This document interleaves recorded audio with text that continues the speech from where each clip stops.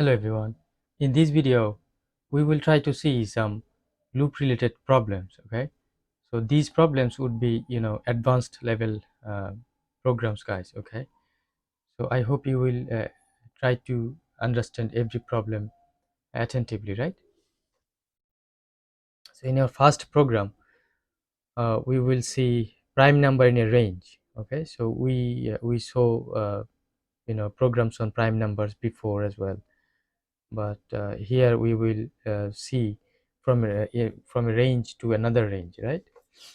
So if you see here, uh, we are saying to the user, enter the range start and end, right? So let's say we start from 8, and we will try to find the factorials, I mean not factorial, uh, prime numbers up to 20, right?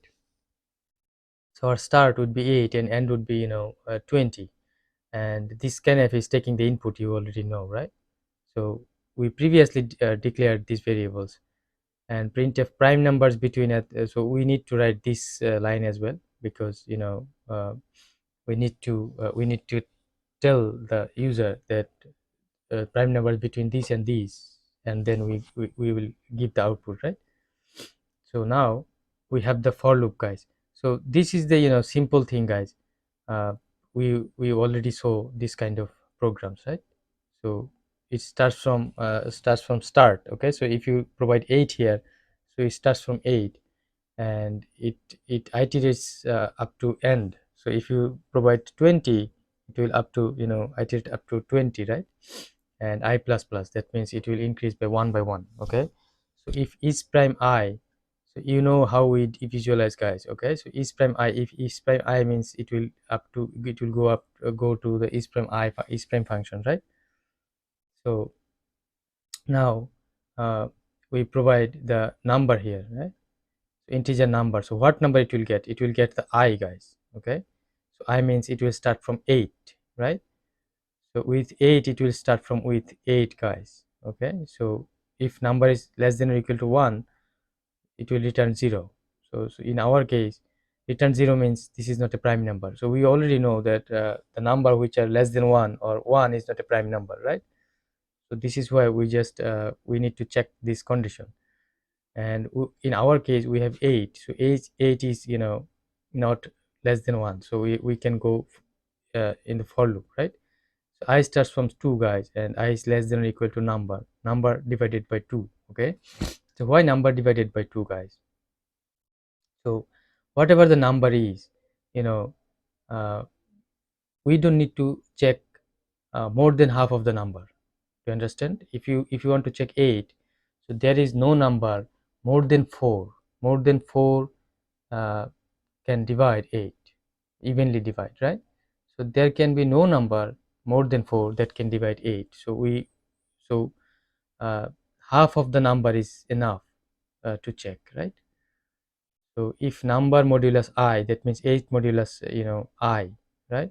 So I is 2. So if 8 modulus 2 is 0, that means I modulus 2 is 0, right? We know that 2 can evenly divide 8, so we will return 0, right? So this is integer types of function, guys. We need to understand this. Okay, this is why we're using here 0 and 1. But in the previous one, in our math playlist, we saw boolean types of function, and there we we uh, we said false and true, right? So this is what you need to understand, guys. And it will check one by one. I will increase, guys. When it will return 0, then I will increase again here. Okay, so is prime 9, so 9 will be checked again. So this is how we will get the output, guys. So I don't think you need to we need to visualize this thing again. So 8 and 20, and oh my god, enter the range start and end. Okay, let me see what's wrong here. Start 8 and end 20, right? Okay, so prime numbers between 8 and 20 is 11, 13, 17, 19. So I hope you understand, guys. Please just type this code on your own and try to do this on your own, right? So we will have to practice, guys. We will have to repeat the things. There is no other option. So yes, it is hard, but we'll have to try again and again, guys.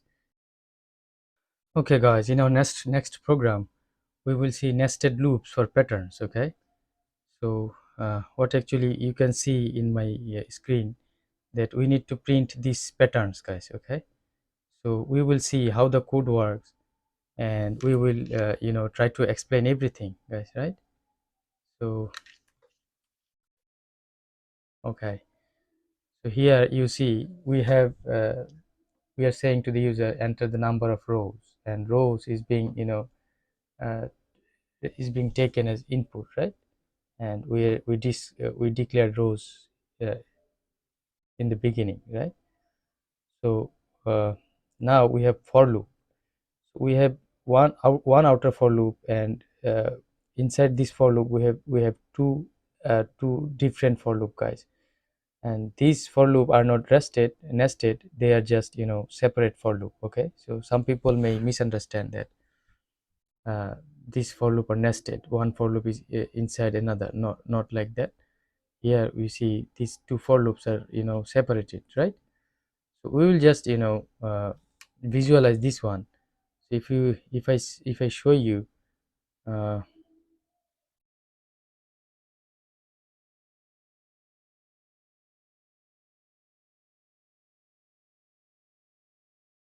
okay, if I show you here, you guys see in outer for loop, for first iteration, I starts from 1 and I is less than or equal to rows, right? So whatever row you gave like 3 4 whatever.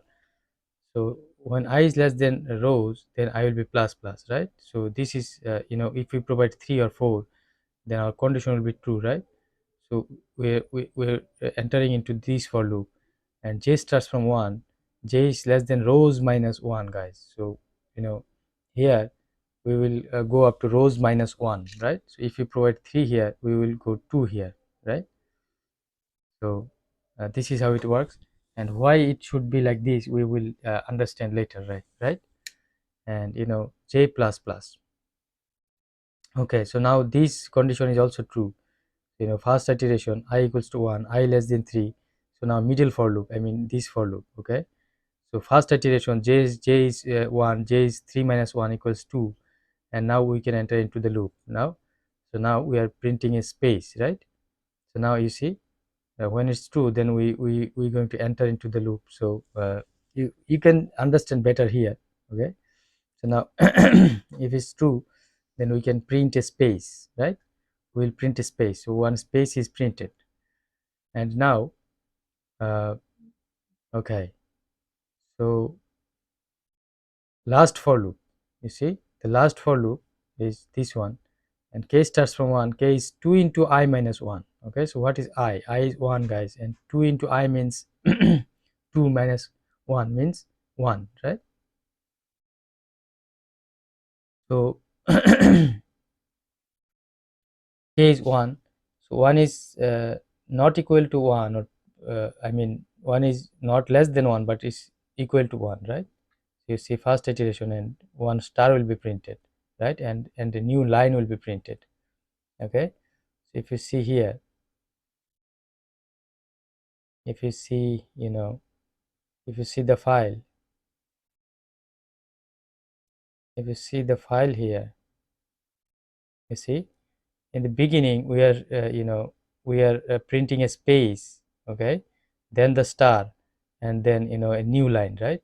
So after the star we are going to a new line. Okay, so this is why we just printed this new line.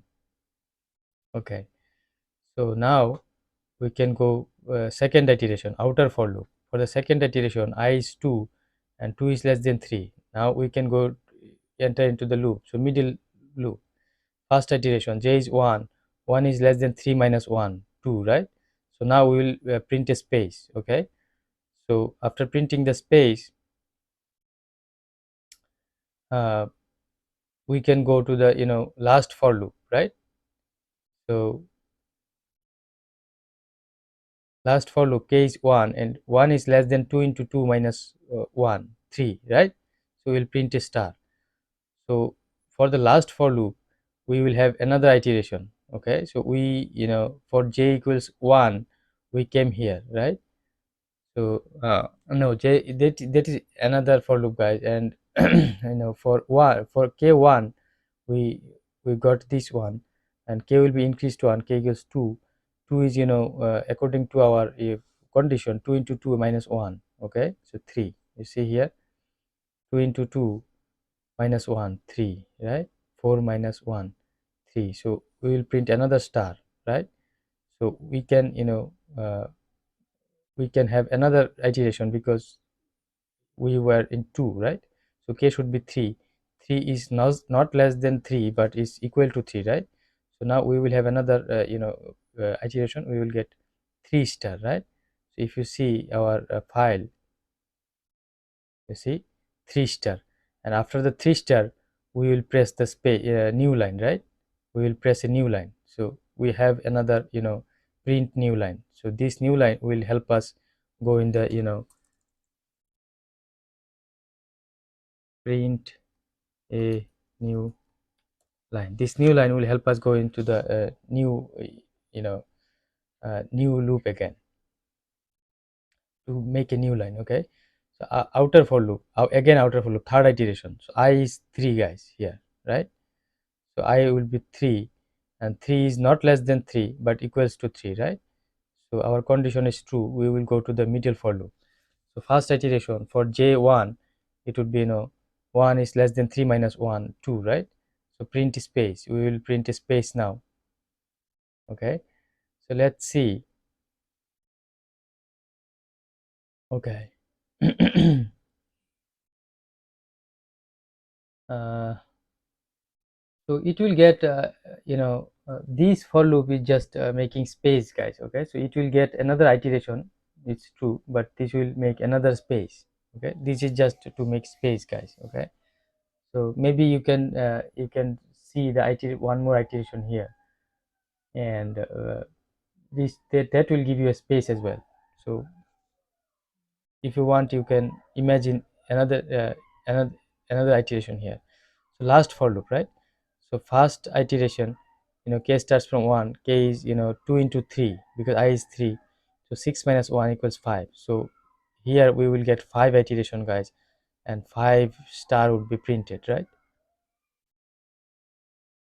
So if you see here, if you see the program, 1 2 3 4 5, right? And middle for loop is just for the space before this star.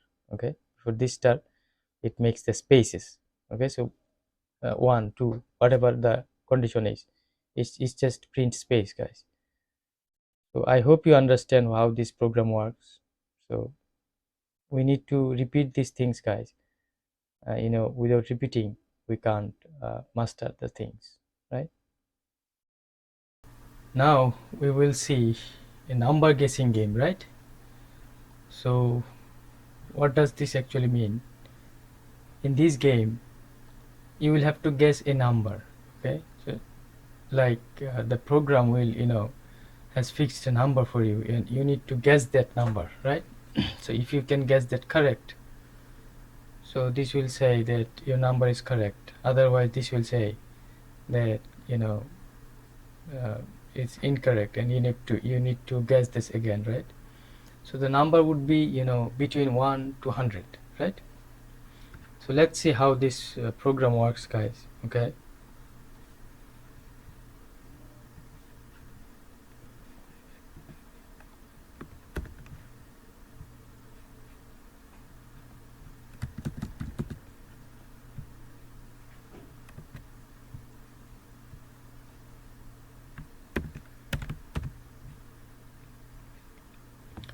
if you see here, we have 3 header files here. Okay, stdio.h,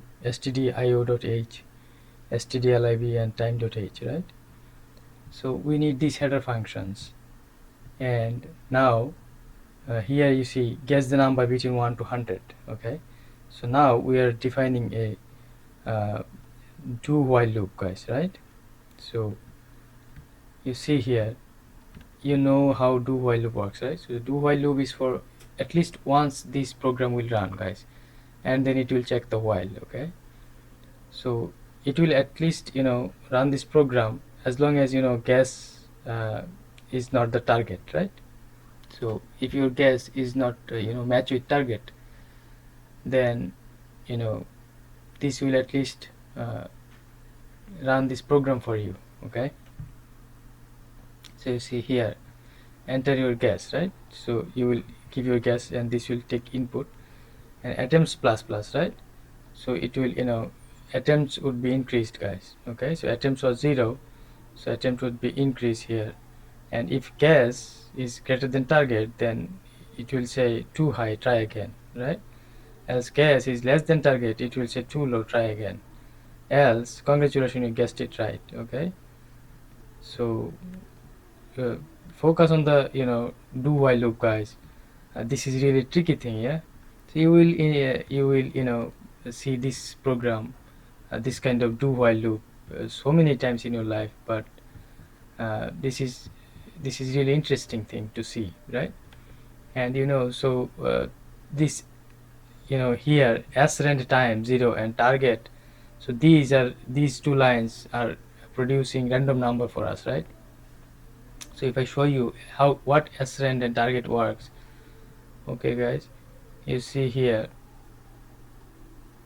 as srand sets the random number generator to ensure a different sequence of random numbers on each execution. Okay, so for each execution of the program, these sets the random number generator. Okay, so this helps to generate every time a new random number, right? And then generates a pseudo random integer. So maybe these things would be a little bit confusing for you guys, and it's normal because it's advanced application of C programming. So you see, enter your guess. If you guess like 78, what your approach should be, you need to give first 50, right? So if you provide 50, then you need to know that where the number is, before 50 or after 50. So it's too low, try again. So now you can provide 75. Okay, so now too high, try again. So that means it is between 50 and 75. So what you will do, you will provide what's in the middle, 50 plus 75 divided by 2, right? Let's say you provide 65, guys. Okay, so it's too high, try again. So between 65 and you provide 55, it's too low, try again. So you can provide 60 again. So it's a too low, try again. So you can provide 63, right? So too high, try again. So you can try 62, right? Congratulations. So you guessed it in 7 attempts. So this is how this program works, guys. Pause the video and type the program, right? So thank you for watching. See you in the next program.